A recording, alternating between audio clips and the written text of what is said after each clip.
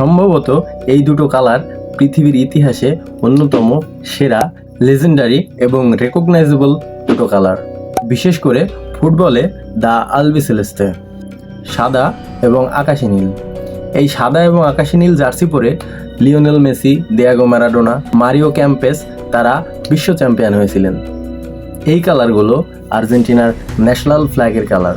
সেই national ফ্ল্যাগের colour কিভাবে আর্জেন্টিনার জার্সিতে পরিণত হলো, সেই ইতিহাসটা কেমন, কিভাবে আর্জেন্টিনা তাদের ন্যাশনাল ফ্ল্যাগটা পেয়েছিল, সেই ফ্ল্যাগটাও একটা কিন্তু ইতিহাস। সেটাই আপনাদের জানাতে এসেছি আজকের গল্পে। আর্জেন্টিনার সাদা এবং আকাশি নীল জার্সি পাওয়ার গল্পটা ফুটবল মাঠে শুরু নয়, বরং শুরু হয়েছিল যুদ্ধক্ষেত্রে। আমরা ফিরে যাই 1812 সালে। আর্জেন্টিনা লড়াই করছে স্প্যানিশ ক্রাউনের সাথে তাদের স্বাধীনতা অর্জনের জন্য। কিন্তু একটা ডেডলি সমস্যা, খুবই গুরুতর সমস্যা, সেটা শত্রুপক্ষ নয়, বরং একটা খুব বিভ্রান্তির জায়গা। বিভ্রান্তির জায়গাটা কোথায়? কারণ স্প্যানিশ ক্রাউন, আর্জেন্টাইন পেট্রিয়টসরা তারা লড়াই করছে স্প্যানিশ রয়্যাল কালারের বিরুদ্ধে, যেটা গোল্ড অর্থাৎ স্বর্ণালী এবং লাল। সেই কালারে আপনি শত্রুপক্ষকে চিনতে যেমন ভুল করবেন, আপনি নিজের পক্ষকেও কিন্তু চিনতে ভুল করবেন, এবং বেমালুমভাবেই নিজের পক্ষকেই হয়তো আপনি মেরে বসতে পারেন। পেট্রিয়টসের জেনারেল ম্যানুয়েল বেলগ্রাম একটি সমাধানের কথা বের করলেন। সেই সমাধানের কথা মনে করলে আপনি চমকে উঠতে পারেন। সে সময় তিনি সরকারের কাছে অর্থাৎ আর্জেন্টাইন গভর্নমেন্টের কাছে একটা ডিগ্রি জারি করলেন, অনুরোধ করলেন। তারপর 18 ফেব্রুয়ারি 1812 সালে সেই ডিগ্রিটা এলো, আর্জেন্টিনার নতুন পতাকা। সেই সাদা এবং আকাশি নীলের নতুন পতাকাটা ঠিক 9 দিন পর পারানিয়া নদীর তীরে প্রথমবারের মতো ওড়ানো হলো।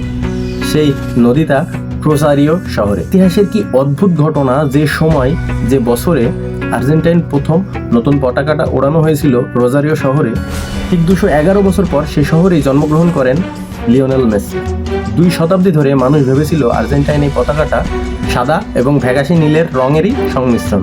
কিন্তু 2019 সালে একটা সায়েন্টিফিক স্পেকট্রোস্কোপি রিসার্চ চালানোর পর দেখা গেল আর্জেন্টিনার পতাকার কালার ফ্যাকাশে আকাশি নীল কিংবা সাদা ছিল না। সেই ফ্যাকাশে আকাশি নীল এরকম হয়ে গেছিল 200 বছরের সূর্যের রশ্মি পড়ে, এবং সেই রঙটা ছিল গাঢ় নীল।